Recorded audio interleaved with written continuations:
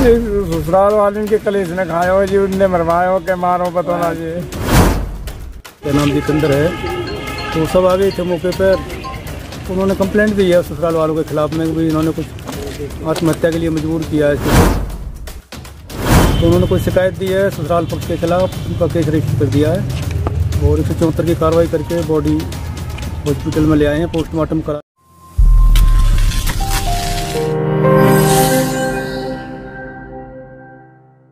पलवल के हरिनगर में पत्नी व ससुराल के लोगों से तंग पति ने रेल के आगे कूदकर अपनी जीवन लीला को समाप्त कर दिया। अगर मृतक के पिता की माने तो मृतक 35 वर्षीय सुरेंद्र उर्फ भोला की शादी साल 2016 में हुई थी, जिनके 3 बच्चे भी हैं। लेकिन 3 साल से लगातार मृतक का उसकी पत्नी व ससुराल पक्ष के लोगों के साथ विवाद चल रहा था। ससुराल पक्ष के लोगों ने मृतक के ऊपर 3 साल से केस भी किया हुआ था।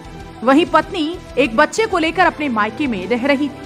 2 बच्चे मृतक के पास रहते थे, जिन बच्चों को शनिवार मृतक अपने पिता के साथ जाकर अपनी ससुराल में छोड़कर आया था, जिसने वहां से आने के थोड़ी देर बाद ही ट्रेन के आगे कूदकर आत्महत्या कर ली।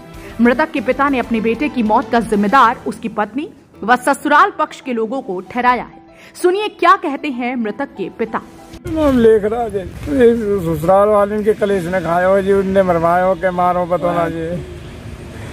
उनकी घर गए हो जी, हम तो उनके घर देखो छोड़ के आए, साले से बता रहा आ गया, हमें पता नहीं जी क्या हुआ। 5-10 मिनट बाद पहुंच गए हो भाई, वो तो रेल के आगे हाथ कट गया उसका, आगे का नहीं पता। यहीं पे है जी, रेलवे ट्रक के साथ ही है जी, अलीगढ़ पुल और स्टेशन के बीच में ही है जी। वो भेज नहीं रहे थे, केस डाल रहा हो जी आगे ऊपर, लेने के जाओ मारा पीटी करे आगे साथ।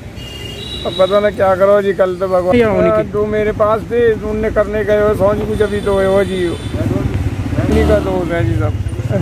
मामले की सूचना पर मौके पर पहुंची जीआरपी पुलिस ने शव को कब्जे में लेने के बाद पोस्टमार्टम के लिए पलवल के नागरिक अस्पताल के शवगृह में रखवाया, जिसके बाद मामले में कार्यवाही करते हुए मृतक सुरेंद्र के भाई के बयानों पर मृतक की सास, ससुर व 4 सालों के खिलाफ आत्महत्या के लिए उकसाने का मुकदमा दर्ज करने के बाद शव का पोस्टमार्टम कराकर परिजनों के हवाले करते हुए मामले की जाँच शुरू कर दी।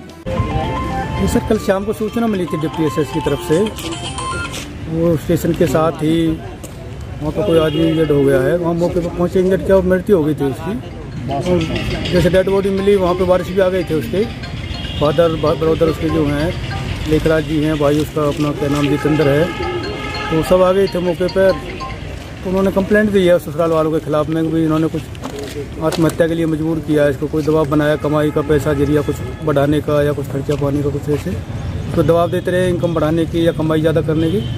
तो उन्होंने कोई शिकायत दी है ससुराल पक्ष के खिलाफ, उनका केस रजिस्टर कर दिया है और 174 की कार्रवाई करके बॉडी हॉस्पिटल में ले आए हैं पोस्टमार्टम करा के उनके हवाले कर दिए परिजनों के। नहीं, पत्नी का नाम नहीं है, वो उनके सास, ससुर और 4 साले हैं, उनके खिलाफ जो कंप्लेंट दी है उनके खिलाफ केस रजिस्टर कर लिया गया है। जहां एक तरफ सरकार द्वारा महिलाओं की सुरक्षा के लिए व उनके अधिकारों के लिए कड़े कानून बनाकर महिला आयोग आदि गठित कर उनकी सुरक्षा के लिए पुख्ता इंतजाम किए गए हैं, वहीं दूसरी तरफ पुरुषों के लिए सरकार द्वारा इस तरह का कोई कानून नहीं बनाया गया है जिससे वह अपने ऊपर हो रहे अत्याचार की आवाज उठा सके और अपनी बात सरकार के सामने रख सके, जिसकी वजह से पत्नियों का अत्याचार पतियों पर बढ़ता ही जा रहा है और पुरुष अपनी जीवन लीला समाप्त करने जैसे कदम उठा रहे हैं।